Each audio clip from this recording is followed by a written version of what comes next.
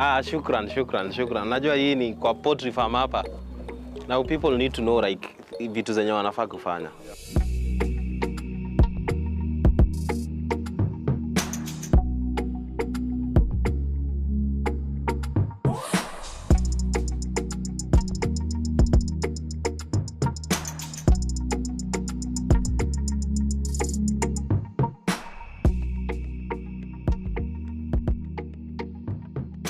For a first-time poultry farmer, venturing in can be a bit tricky.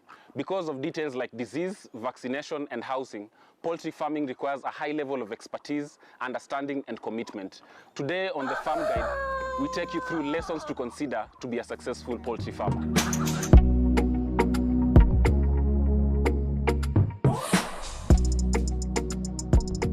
For poultry farmer, you require to have a few things in mind as you intend to get into that business. And of course, even for a continuing farmer, they can also run a few tips from this.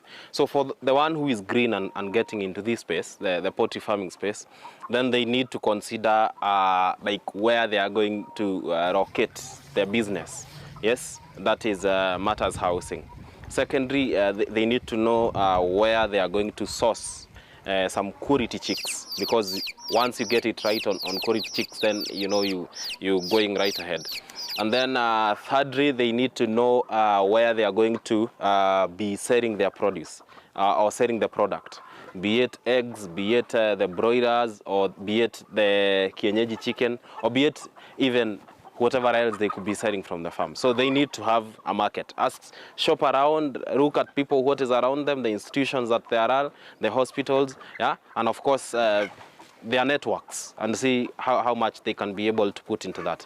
And lastly, things like a good person to take care of your farm. That could be maybe a farm manager or a farm hand, just to help you run the farm and make sure that routine practices on a daily basis they are running without any error, and making sure that things like diseases, if they spot them, they are able even to report on time, so that then they can be acted on time, as well as a good biosecurity, because that is very important, just to keep off diseases from the farm, and making sure that in case then a disease strikes your farm, you're able to respond very fast, so that you kick out that particular disease as fast as you can. And basically things like record keeping to help you know how you're doing, the numbers you're having, the feed, and things like that. That becomes very important. And lastly, but these should have come earlier, is the issue of feeding, because then feeding takes a good chunk of the investment money, and this money you need to run this particular business. 70% of that goes into feeds. That is 70% of the production costs, and therefore either you sourcing from a quality supplier, or you just getting your raw materials and constituting for your own feed. Then you have to get like quality raw materials, so that then you can feed your chicken on a good meal. Yes, again, water should be available throughout, just to make sure that your chicken are healthy and running on without any challenge in the farm.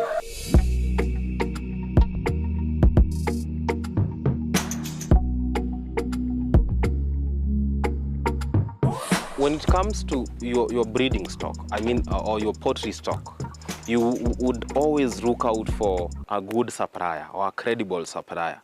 There are so many people coming outside here saying, I supply day-old chicks, we do this kind of business, they just bought a hatching machine and they are doing this business.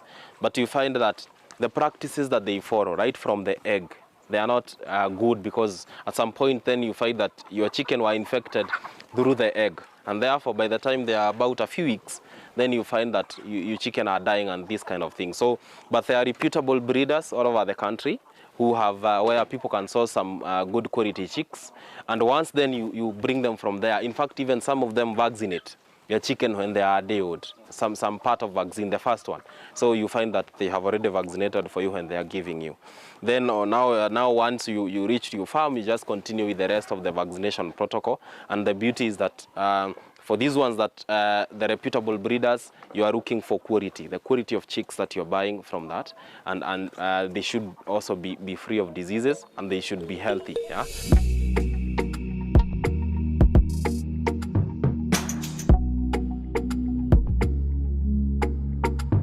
The beauty with kienyeji is that you can raise them partly on commercial feed, just a small portion, but majorly on the organic feed as we've seen here in this particular farm, where they are feeding them on greens, on cabbages, on kales, on carrots, and just whatever is from maybe kitchen waste, for example. But then that should be some good quality to make sure that you are avoiding mold, chances of mold, just to make sure that you are not bringing issues within the gastrointestinal system to your chicken. Yeah. So, but then if we were to compare the kienyeji with the layers and the broilers and the rest, kienyeji is somehow easy to start and keep, because one, they are disease resistant, in that the majority of the diseases that affect them, they are somehow hardy, meaning if two farms, A and B, are kienyeji and layers or broilers, then kienyeji would somehow survive, and the others maybe they would be hardly hit. Yeah. So on disease resistance, that's a plus for them. We also look at how much feed you got to input in the whole system. So as for the broilers and the layers, you purely go for commercial. The kienyeji will forgive you, because then you can use some organic feed, and then that is the cabbages, the kales, and things like that, and then just supplement with a small portion of the commercial feed. And finally, on meat now, kienyeji, then you're able to, at around 6 months, 7 months, you're able to get 2 kg, 3 kg chicken, which could fetch you between 1,000 and 1,500. But for the broilers, which you sell at around 6 weeks, you get around between 450 to 650.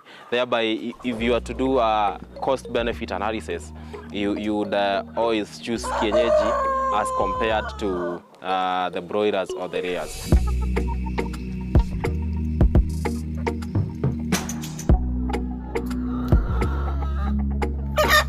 Housing becomes a fundamental issue when you're talking about chicken, because imagine these one have so many predators. There are dogs, there are cats, there are people who would want to steal from your neighborhood, you know. So then in this case, you need a secure location to be able to put up this. And then now when it comes to the real structure, you need to make sure that the different birds have different structures. Yeah. For the young chickens that you're bringing in, say a day old, you make sure that you have a brooder ready. Yeah, just to make sure, because they cannot be able to thermoregulate or to control their temperature, then you intend to have a nice room that you can use cardboards to just cross them in. Maybe you can cut a cardboard into two and then join into a circle, and then you can put in your infrared or a jiko or something, just to make sure that then you are able to heat that. Other people are using biogas just to provide a source of heat, and then they are connecting pipes, and then they can be able to heat the presses. The disadvantage of using a jiko is that the carbon monoxide produced from those can really kill your chicken very fast. Yeah, but the temperature in the brooder really should be from around 35 degrees. You scale down 2 degrees every week until maybe 4 weeks. From that point, they don't need to be provided warmth, and then from there they are able just to move on to the next phase. So the houses become very critical, and what you want to consider is that the ventilation is right. Just making sure you can raise about 3 feet or 4, and then from there you do mesh wire, yeah, just to make maybe a cuckoo net or something, just to make sure that even wild birds cannot access your chicken, yeah, just to keep off these diseases, the diseases that the wild birds could be carrying. You want to again orientate it into east-west orientation to make sure that the sun is passing overhead, just to avoid the excessive sunlight that will be coming into the chicken houses, and thereby causing heat stress. Yeah. The ventilation, again, you make sure that it is sufficient air flowing through to avoid cases of even ammonia, because ammonia, so much ammonia in the chicken house can really cause them to have respiratory infections, which could really at some point kill your chicken. Yeah. So those are things you'd consider in a house.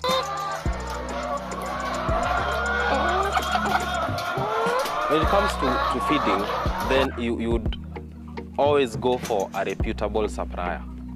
And when I talk about reputable supplier, then you're looking at someone whose quality is good, because you're investing money into these feeds. And therefore, you should not just buy some bogus feeds from people who are not even known. But there are some reputable suppliers of feeds and some feed mirrors where you can be able to source this, as well as you can be able even to source some raw materials. That is the maize germ, the maize bran, the wheat bran, some cotton seed cake, sunflower seed cake, some omena, even mineral salt and vitamin premixes, and then you can just mix in rations as guided by a vet. There are usually formulas on how you can mix the different variety for the different ages of birds, and then you're able to make your own. Because then you are talking about chick mash, we're talking about the grower's mash, you're talking about the rear's mash, or even the crumbs and the pellets, yeah? But the difference between the mash, crabs, and pellets should just be about the texture, but not about the nutritional composition. They should be equal or same in nutritional composition, but just the texture, how it feels, yeah? For the chicks, then you go for chick mash, because then they may not be able to consume the others.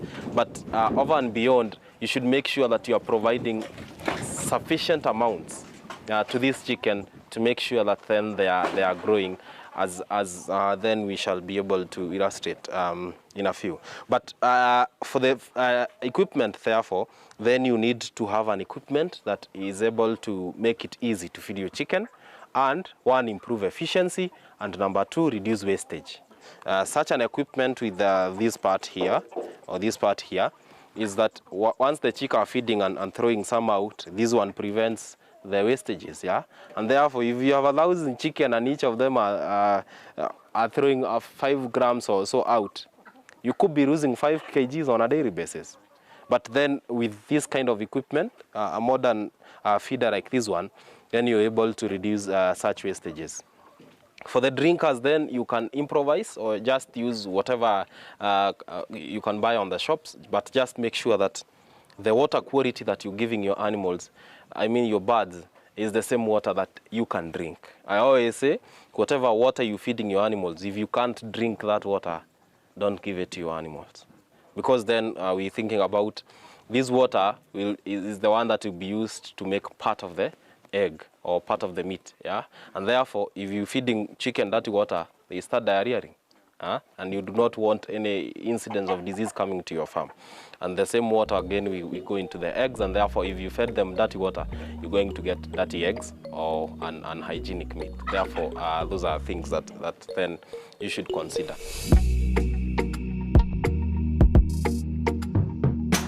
A business plan becomes a very important first step for any person going into any business, because then you are seeing already you have got the product in mind, but you have not yet started. Through the process, then you have things running, and you're imagining, I need ABCD to have it ready before even I start. And for a poultry business, then a business plan would include things like the housing structures you need and the cost, the cost, of course, of the chicken you desire to buy, be it the kienyeji ones, the broilers or the rears. Feed becomes very important, how much you'd invest on a day-to-day basis from the point they get into your farm up to when you sell them or when you sell the products, and as well as the market, like where do you think or intend to be selling your products? Are you going to do value addition, or you just going to just sell the whole thing to the market? As well as disease management, you also have that, just to know when are you supposed to vaccinate against this disease and the other, when are you supposed to deworm, and what biosecurity measures you put around. And of course, something that majority of the people forget, the importance of investing in a good worker. That is what we call someone to help you in the farm, be it a farm manager or animal husbandry. Because once you get that right, they are able to even solve other things for you, even when you are not in the farm, in case then you are not the one who is running the farm. My advice to someone who wants to venture into poultry farming, just do your research right. Get a good business plan, get the things that you need to do.